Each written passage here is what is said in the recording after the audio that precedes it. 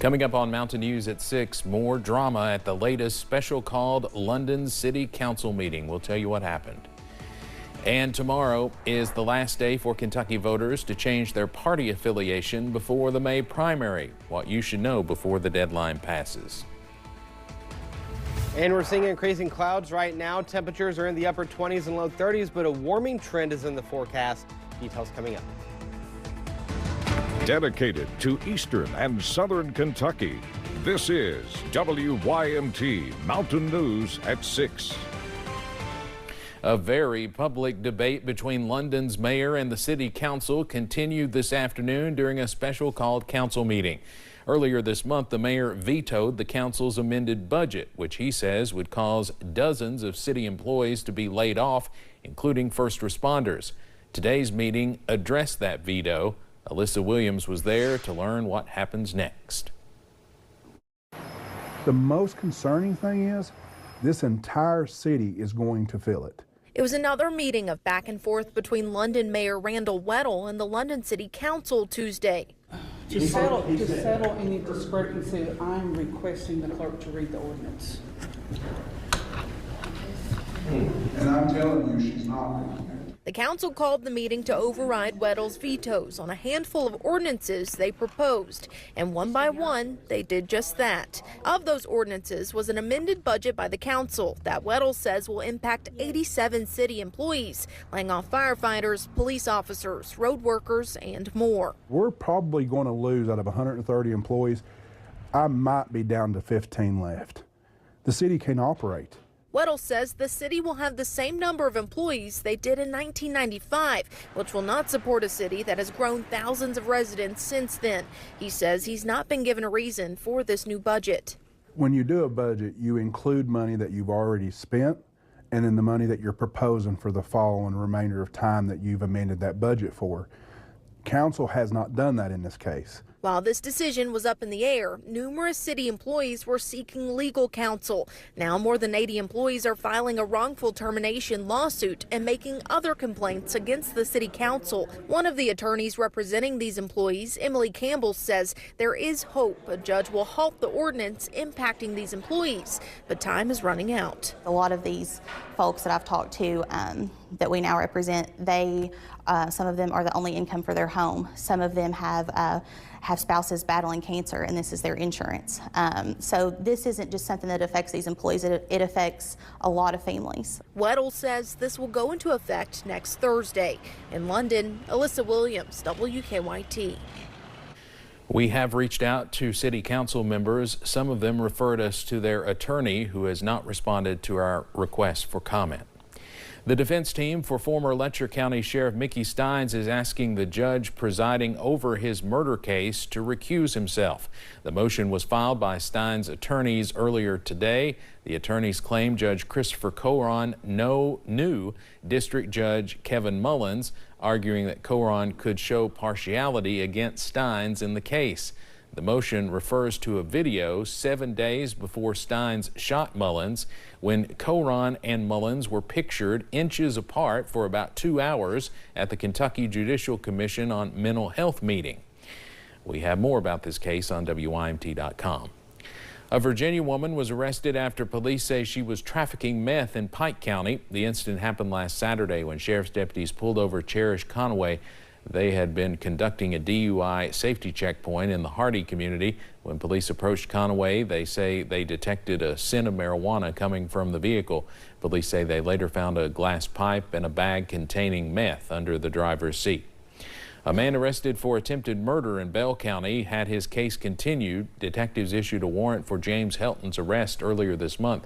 Police said they ended up meeting him on Mary Branch Road. They say he was armed with handguns.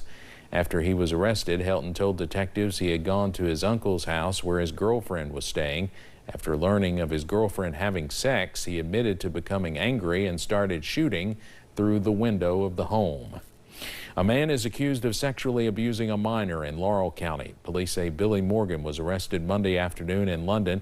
According to his arrest citation, Morgan is accused of sexually assaulting a young girl who was staying overnight at his house. Deputies say he admitted to some criminal activity, including touching the minor and having an unsecured gun around children. He is charged with first-degree sexual abuse and endangering the welfare of a minor. Well, we certainly did not have a white Christmas, but we could have some snow on the ground for the first day of 2026. Meteorologist Eric Dean has our first look at the forecast. Yeah, that's right, Steve. A few flying flakes not out of the question as we go into your New Year's Eve and New Year's Day. Right now, though, this is seen in Powell County near Stanton. Look at that temperature, 30 degrees. Feels like 23 out there. One final stop in Pike County near Pikeville. Look at that temperature, 21 degrees. You factor in that wind, yeah, feels like 11 out there. Talk about a chilly, chilly evening nonetheless. Here's a look at live pinpoint Doppler radar. All is quiet throughout eastern Kentucky. You can see a few flying flakes near Lexington. On the WYMT First Alert Weather app, you'll get your hour-by-hour forecast where it will stay mainly cloudy. Temperatures will hover in the upper 20s. But again, with that wind out of the west, around 5 to 10 miles per hour, that feels like temperature is going to stay in the teens. So if you have plans tonight, make sure you bundle up. Now the question is, how long will this cold snap last? Because there's a warming trend somewhere on the 10-day. Details coming up in the First Alert forecast in a few minutes. Steve. Eric, thanks. A Southern Kentucky church will be giving folks a warm place to stay tonight. New Life Church in Ferguson will open its doors at 8 o'clock. It's on Murphy Avenue by Sherman Avenue in Pulaski County. Church leaders say they will also have a warm meal for anyone that needs to stop by. The end of 2025 is almost here, and the last day of the year also means the last day for Kentucky voters to change their party affiliation. WYT's McKinley Calandrino spoke to the Pike County clerk today about what you should know. The clock is ticking for voters as the deadline to change your political party affiliation ahead of the May primary is Wednesday, December 31st. In Pike County, officials say there has been a significant shift. I think back in March, there was like maybe 2,400 more Democrats than Republicans, and now it's under 1,200. As of today, it was under 1,200. The primary election is Tuesday, May 19th.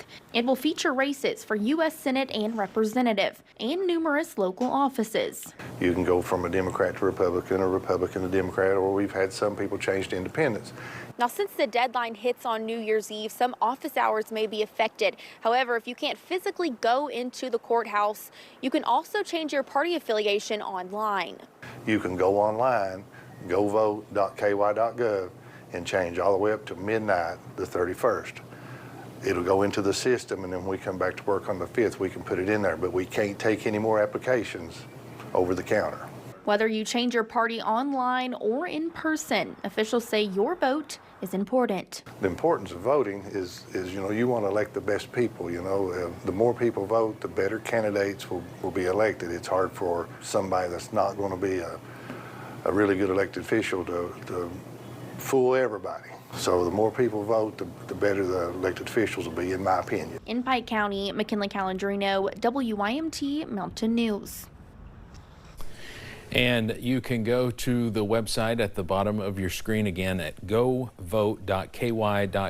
to change your party online. It's also important to note that even though independent voters have increased in recent years, Kentucky still has a closed primary system, meaning independent voters have to wait until November to vote. Images have been released of what a new Perry County elementary school is going to look like when construction is finished. These are images of the new Robinson Elementary School. The previous school building was destroyed by the July 2022 flood. The school will serve students attending preschool through 8th grade. Since the flood, students have been going to the old A.B. Combs Elementary.